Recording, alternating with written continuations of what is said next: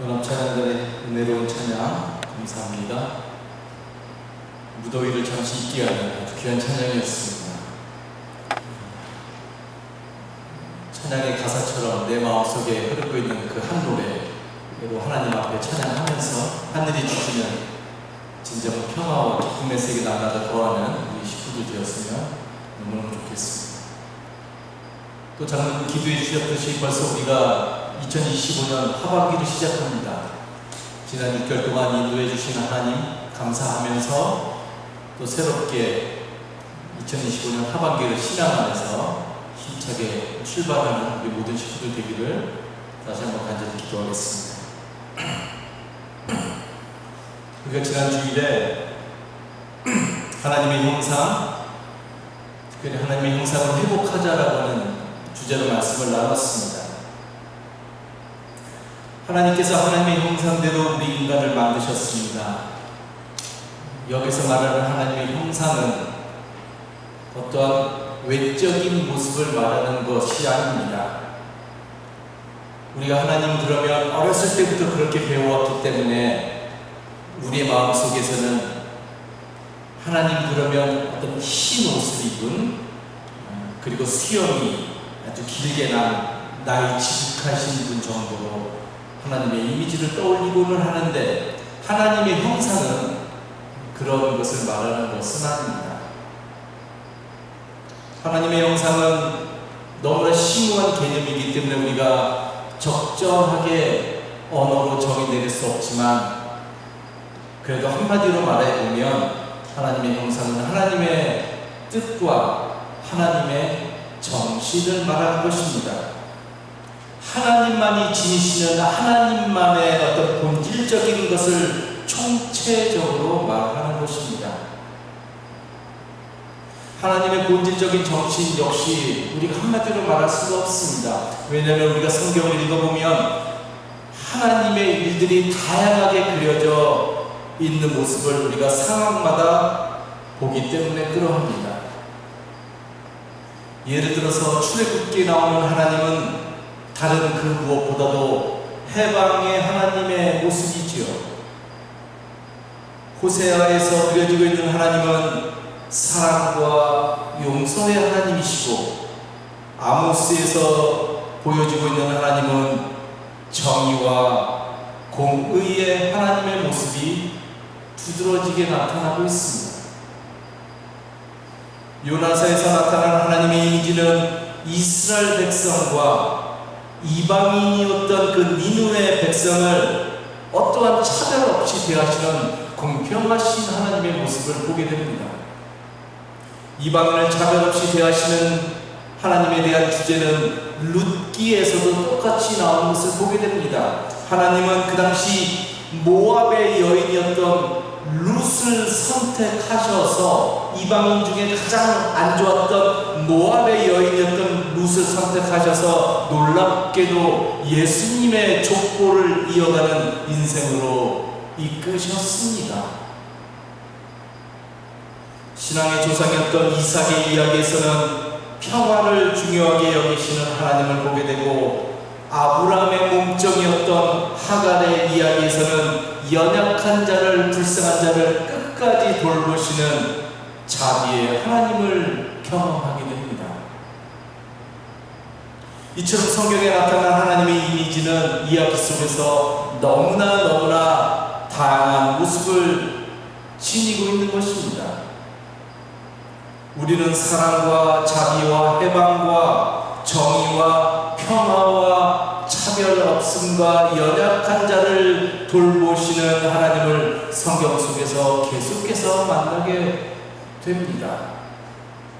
이 모든 것들이 바로 하나님의 본질적인 속성들이라고 할 수 있고 하나님은 분명히 제가 지금 연로했던 이런 모든 하나님의 본질적인 속성들을 합쳐놓은 그 이상의 분이신 것입니다. 이 모든 것, 이 하나님의 본질적인 것, 특성을 가리켜서 저는 하나님의 형상이다라고 부르려고 합니다. 그러니까 한마디로 말하면 하나님의 형상은 하나님의 마음이요, 하나님의 정신이요, 하나님의 심장이요, 그리고 하나님의 스피릿, 하나님의 얼이라고 할 수가 있겠지요. 중요한 것은 그러한 하나님의 본질적인 특성을 하나님이 하나님만 지니신 것이 아니라 우리 인간을 창조하시면서 하나님께서 그 하나님의 형상을 우리에게 그대로 주셨다는 말입니다. 아낌없이 주셨다는 것이지요. 이것이 바로 성경이 이야기하는 하나님의 형상대로 우리가 지음을 받았다는 아주 놀랍고 깊은 의미입니다. 그래서 여러분, 성경이 이야기하고 싶은 건 이겁니다. 그래서 우리가 이 땅에 고귀한 인생으로 태어났다는 말입니다.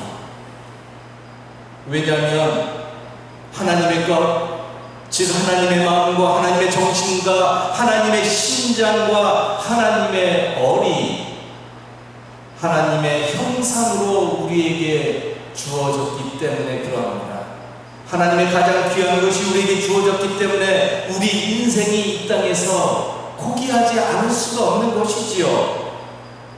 그리고 하나님의 형상은 우리가 힘써서 얻고 무엇인가 열심히 해서 잘했기 때문에 그 대가로 받는 것이 아니라 하나님이 우리 인간에게 처음부터 은혜로 베풀어 주신, 값없이 주시는 선물이라는 사실입니다. 물론 우리가 이것을 구분해야 되겠죠. 즉 우리가 이 땅에 고귀한 인생으로 태어난 것과 우리가 고귀한 인생으로 그래서 살아간다는 것은 전혀 다른 문제라는 말입니다. 여러분, 우리 모두가 이 땅에 고귀한 인생으로 태어났지만 그러나 하나님께서 하나님의 형상을 우리에게 주셨기 때문에 우리가 고귀한 인생이라는 것은 부정할 수 없는 사실이지만 그러나 그 인생이 그렇다고 해서 저절로 이 땅에서 고귀하게 삶을 살아가는 것은 아니라는 사실입니다. 우리 신앙인의 약점이 여기에 있습니다. 하나님이 나를 사랑하신다는 것을 우리가 아멘하지만 그 사랑받은 자로서 이 땅에서 살아가라고 하는 것에는 우리가 별로 신경을 쓰지 않고 이 땅에서 살아왔다는 말입니다. 본질은 고귀한 인생이지만 그러나 전혀 고귀함과는 상관없는 인생으로 우리는 얼마든지 이 땅에서 살아갈 가능성이 있는 것입니다. 그렇기 때문에 하나님의 형상대로 지음받은 우리가 이제부터 해야 하는 일은 하나님의 형상을 나의 마음속 깊이 날마다 깨닫고 어떻게 하면 내가 이 하나님의 형상을 이 땅에서 살아낼 수 있을 것인가, 나타낼 수 있을 것인가 하는 것을 이제부터 우리가 고민하면서 기도하면서 살아가야 한다는 말입니다. 그래서 오늘 저는 지난주에 이어서 하나님의 형상을 살아내자라고 하는 제목으로 오늘 말씀을 나누려고 합니다. 하나님의 형상을 살아낸다는 것은 그렇다면 여러분 어떠한 삶을 말하는 걸까요? 그리고 나는 하나님의 형상대로 지음받은 나는 무엇을 통해서 하나님의 형상을 나타낼 수 있을까요? 하나님의 형상은 결국은 삶으로 드러나야 하기 때문에 고정되어 있는 것이 아니라 목표를 가진 어떤 움직임, 운동이라고 할 수 있을 것입니다. 즉 하나님의 형상은 우리 신앙인이 가지고 있는 사명과 직결되는 문제입니다. 많은 신앙인들은 하나님의 형상을 내가 한번 믿고 아니면 한 번에 이루어질 그 무엇이라고 생각하는데 그렇지 않습니다. 세상에 그런 일은 없습니다. 하나님의 형상을 한 번에 이뤄내야 할 그 무엇이 아니라 언제 한번 은혜 받았다고 되어질 문제의 성격이 아니라 우리의 전 인생을 통해서 이뤄내야 할 신앙의 목표요, 방향이며 움직임, 운동인 것입니다.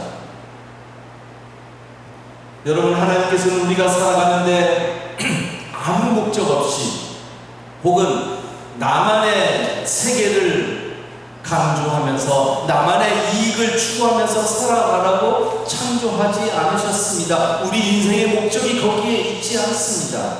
하나님께서 하나님의 형상으로 우리를 지으셨기 때문에 우리는 결국에 하나님을 향할 수밖에 없는 인생들이라는 말입니다.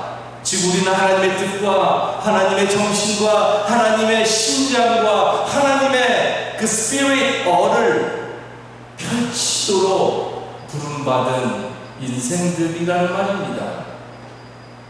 실제로 창세기 창조 이야기에서 하나님의 형상이라고 하는 이 말씀이 어떠한 말씀과 연관되어 있는지를 보면 우리는 우리 인생의 궁극적인 목적이 무엇인가 하는 것을 아주 분명하게 볼 수 있습니다.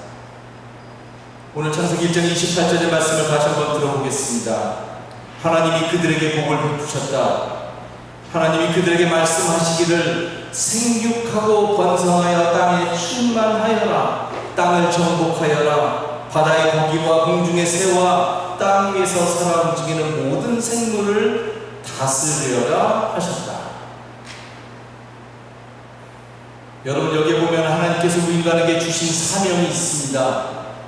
그것은 뭐냐면 땅을 정복하라고 하는 것이고요.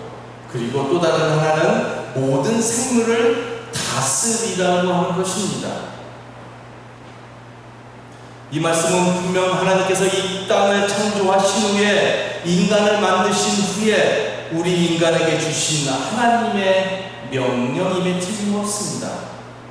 그런데 안타깝게도 교회는 역사 속에서 이 말씀을 성경의 문맥과 상관없이 그리고 하나님의 본질적인 성품을 전혀 고려하지 않고 말씀을 그냥 문자적인 차원에서 받아들이고 문자적으로 해석하는 오류를 범하게 되었습니다. 그래서 우리 인간은 역사 속에서 다스리고 정복하라고 해서 자연을 마구잡이로 정복하고 다른 민족을 마구잡이로 다스리기 시작했다는 말입니다. 그렇게 하는 것이 오히려 진정으로 하나님의 명령을 이루는 일이라고 생각을 했던 것이지요. 그렇지 않아도 서구의 어떤 근대주의의 사고의 영향으로 인해서 인류는 자연을 쉽사리 파괴하면서 지냈는데 성경 말씀을 읽어보니까 창세기 1장 28절에서도 다스리라 그러고 정복하라고 하는 말씀을 보니까 성경 말씀도 그것을 지지한다고 인간들은 생각을 하기 시작했습니다. 그래서 우리 인간은 자연을 마구잡이로 착취하고 다른 민족을 지배하고 정복하고 개발하는데 아무런 주저함이 없었던 것입니다. 여러분 너무나 어처구니 없는 성경 해석이 아닐 수 없습니다. 이러한 정신을 가르쳐서 우리는 정복의 정신이다 혹은 지배의 이도의 언론이라고 부를 수가 있습니다. 그리고 이런 정복과 지배의 정신은 역사 속에서 아주 다양한 모습으로 나타났고 그 근거는 다름 아닌 성경이었다는 말입니다. 여러분 지난주에 살펴보았듯이 하나님의 형상대로 하나님께서 남자와 여자를 만드셨는데 그런데 남자들은 여자에 대해서 우월한 마음을 갖기 시작했습니다. 자연에 대해서 인간의 우월이 나왔고 흑인과 유색인종에 대해서 백인의 우월이 나왔습니다. 타 종교에 대해서 기독교의 우월이 나왔고 유대인에 비해서 다른 이방인들에 비해서 유대인들의 우월을 강조하기 시작했습니다. 여러분 성경 말씀을 통해서 이렇게 인간이 폭력적이고 파괴적인 정치를 가질 수 있다고 한다는 것이 대단히 충격적일 수밖에 없습니다. 그렇기 때문에 성경을 우리의 마음대로 더군다나 이기적인 마음과 파괴적인 마음을 조장하는 식으로 해석을 해서는 절대로 안 됩니다. 우리가 하나님의 마음을 읽어내야 할 성경을 통해서 하나님의 어떤 심장을 읽어내야 할 성경 말씀을 통해서 하나님의 정신과 가장 어긋나고 그리고 예수님의 하나님의 나라의 정신과 전혀 상관없는 전혀 반대의 일들을 도출해낼 수 있다는 사실을 우리가 언제나 마음에 깊이 새기고 있어야 한다는 말입니다. 지금까지도 하나님의 정신과 예수님의 하나님의 나라의 정신과 상관없는 기독교적인 해석은 이 시대에 아직까지도 파헤치고 있다는 사실입니다. 우리가 그러한 오류에 빠지지 않도록 우리의 영성이 늘 깨어 있어야 합니다. 그렇다면 여러분, 하나님이 땅을 정복하라고 그리고 모든 생물을 다스리라고 말씀하실 때 그 하나님이 우리 인간을 어떻게 창조했는지가 지금부터 새롭게 강조되어야 합니다. 하나님이 우리 인간에게 주신 명령이었습니다. 그런데 그 명령을 받은 우리가 누구인가 하면 하나님의 형상대로 지음을 받은 사람들이라는 말입니다. 여러분, 그냥 우리가 막연한 사람이 아니고요, 그냥 중성적인 의미로서의 사람이 아니라 하나님의 정신과 하나님의 심장과 하나님의 얼과 하나님의 뜻을 지닌 사람들이라는 말입니다. 여러분, 이것이 너무나 중요한 포인트입니다. 그렇다면 하나님이 우리 인간에게 정복하라고 그리고 다스리라고 말했을 때 그 정복하라고 하는 것과 다스린다는 것은 다른 것이 아니라 하나님의 형상을 지닌 인간이 살아내야 할 삶의 모습이라는 말입니다. 다시 말해서 다스리고 정복하는 것이 하나님의 형상 안에서는 어떻게 해석되고 이해되어져야 하는가를 이제부터 우리가 풀어낼 수 있어야 된다는 말입니다. 이것을 풀어내지 못하면 우리는 역시 남을 또 착취하는 삶을, 어떠한 형태로든 간에 다른 사람을 지배하려고 하는 마음 속에서 우리는 자유롭지 못하게 된다는 말입니다. 여러분, 하나님의 형상 속에서 그것은 다름 아닌 돌봄이어야 합니다. 하나님의 형상 속에서 또 다른 단어를 우리가 생각해낼 수가 없습니다. 왜냐하면 하나님의 마음과 하나님의 정신과 하나님의 심장이 다른 말로 하면 돌봄이기 때문에 그러합니다. 여러분, 생각해 보시기 바랍니다. 하나님께서 이 세상을 창조하신 후에 그 세상을 하나님께서 다스린다고 했을 때 하나님은 어떠한 모습으로 그 세상을 다스리겠습니까? 하나님이 우리 인간에게 명령을 주시기 전에 너네 지금부터 잘 봐. 그래서 하나님이 만약에 그 세상을 다스렸다고 한다면 하나님은 어떠한 모습으로 그 세상을 다스렸을까요? 너무 명백하죠. 이집트의 왕의 모습을 그려낼 수 있습니까? 하나님의 모습 속에서 로마의 황제처럼 어떤 폭군적이고 폭력적인 힘으로 하나님께서 이 세상을 다스렸을까요? 누구를 착취하고 차별하고 불의한 모습으로 하나님께서 다스렸을까요? 다른 사람이 군림하면서 그들의 인권이나 참된 인간성을 파괴시키면서 하나님께서 다스렸을까요? 아니죠. 절대로 그렇지 않을 겁니다. 우리가 그러한 하나님을 그려낼 수 없고요, 상상할 수도 없고요, 더군다나 그러한 하나님을 가리켜서 사랑의 하나님이라고 말할 수 없고, 그 하나님을 다른 사람에게 전하면서 이 하나님을 믿어보라고 절대로 못하겠지요.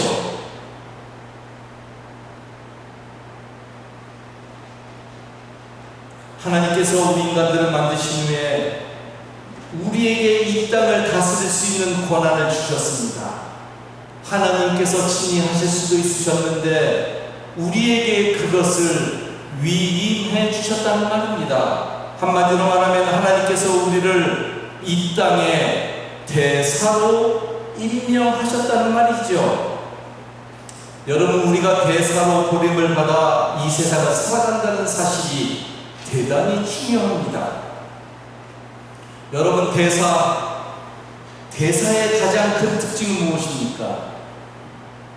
그렇죠. 대사는 자신의 뜻과 정신을 말하는 사람이 아닙니다. 대사는 자신이 하고 싶은 일을 하는 사람이 아니지요. 대사의 삶이 가지는 가장 본질적인 특징은 대사는 보냄을 받았다는 인식 속에서 보낸 자의 뜻을 그대로 전하고 그대로 실행하는데 대사가 가지고 있는 생명력이 있는 것이지요. 예를 들어서 캐나다에 보냄을 받은 한국 대사는 한국 정부의 뜻을 그대로 전하는 것이 그 대사의 사명이라는 말입니다. 자신의 뜻과 자신의 생각을 전하는 것이 아니라 한국 정부가 전하는 그 뜻을 전하는 것이 대사가 가진 사명이라는 말입니다. 그렇다면 여러분, 하나님이 우리를 이 땅의 대사로 보내시면서 이 땅을 다스려 보라고 했을 때 그 다스림의 성격은 너무나 자명하지 않습니까? 하나님이 원하는 하나님의 마음이 드러나는 하나님의 정신이 드러나는 다스림이어야 하겠지요. 내가 다스리고 싶은 대로 나의 유익을 위해서, 나의 이익을 위해서, 나의 욕심을 위해서의 다스림이 아니라 하나님의 마음과 하나님의 정신과 하나님의 심장과 하나님의 얼이 드러나는 다스림이어야 하는 것이죠. 한마디로 말하면 돌봄이어야 한다는 말입니다. 여러분, 하나님이 오늘 이 땅을 보시면 어디부터 돌보실까요? 어디부터 하나님께서 치유하실까요? 바로 이 물음이 오늘 우리의 관심사가 되어야 합니다. 왜냐하면 우리가 하나님의 대사이기 때문에 그럽니다. 세상은 아직도 너무나 많은 고통 중에 신음하고 있습니다. 이거 나열할 수가 없지요. 사회 곳곳에서 우리는 너무나 많은 문제들을 보고 있습니다. 전쟁과 폭력과 배고픔과 기아와 굶주림과 환경 파괴 등등. 사도 바울은 이러한 우리들의 세상을 해산하는 여인의 고통과 같다고 로마서에서 표현하기도 했습니다. 세상에는 그런 문제만 있는 게 아니죠. 이러한 큰 문제들 이외에 우리는 우리의 삶에서 아주 다양한 문제들을 날마다 계속적으로 보게 됩니다. 남을 미워하려고 하는 마음, 시기하는 마음, 내가 가지고 있는 어떤 인간적인 편견으로 상대방을 정죄하려고 하는 마음. 다름은 difference인데 그 다름을 잘못됐다라고, wrong하다고, 틀렸다라고 무시하려고 하는 마음 등등. 하나님은 이러한 현실 속에서 세상에 가지고 있는 말할 수 없는 큰 문제들과 그리고 내가 날마다 나의 삶 속에서 발견하는 그러한 현실적인 문제들 속에서 우리를 부르셔서 하나님의 형상을 회복하는 대사로서 이 땅에서 살아가라고 말씀하시고 있다는 말입니다. 하나님은 내가 만나는 사람에게 너의 뜻을 보여주지 말고 내가 만나는 사람에게 너를 보낸 자의 뜻을 펼쳐보이라고, 하나님의 뜻과 하나님의 정신을, 하나님의 심장을 보여주라고 오늘 저와 여러분을 보내셨다는 말입니다. 이 땅을 어떻게 해서든지 좀 더 사람들이 좀 덜 눈물 흘리는 세상을 만들어 볼 수 있겠냐고, 조금 더 공평한 세상을 만들어 볼 수 있겠냐고, 좀 더 정의로운 세상을, 좀 더 좋은 세상을 만들어 볼 수 있겠냐고 하나님이 우리를 보내셨다는 말입니다. 이 땅의 아픔을 치료하고, 이 땅의 아픔을 치유하고 정의로운 세상을 만들어 보라고, 하나님의 형상을 회복한 삶을 살아내라고 우리를 보내셨다는 말입니다. 여러분, 우리 너무 미약하지요. 우리의 힘은 미약하지만, 그러나 그 미약함이 그래서 오늘 내가 아무것도 하지 않고 살아가라고 하는 것에 정당한 이유가 될 수 없다는 말입니다. 우리 힘은 미약하지만, 그러나 하나님께서는 우리에게 하늘의 힘 주셔서 당신의 형상을 회복하는 그런 삶을 살아가도록 날마다 우리와 함께 하시는 것을 믿습니다. 여러분, 하나님께서 안목이 있지 않겠습니까? 하나님의 안목? 무슨 말인가 하면, 하나님께서 우리를 보내실만 하니까, 하나님의 일을 감당할 만 하니까 저와 여러분들을 보내시는 겁니다. 저는 하나님의 안목을 믿습니다. 그렇다면 오늘 여러분은 여러분들의 삶의 모습 속에서 어떠한 모습으로 하나님의 것, 하나님의 형상을 보여주시겠습니까? 무엇을 통해서 오늘 여러분은 하나님의 형상을 이 땅에 선포하시겠습니까? 여러분들이 가장 잘하는 일이 무엇입니까? 하나님께서 다스리시는 그런 평화와 정의의 세상을 꿈꾸면서 오늘 하루도 하나님의 형상을 충만하게 살아내는 우리 모든 식구들 되기를 다시 한번 간절히 기도하겠습니다. 기도합시다.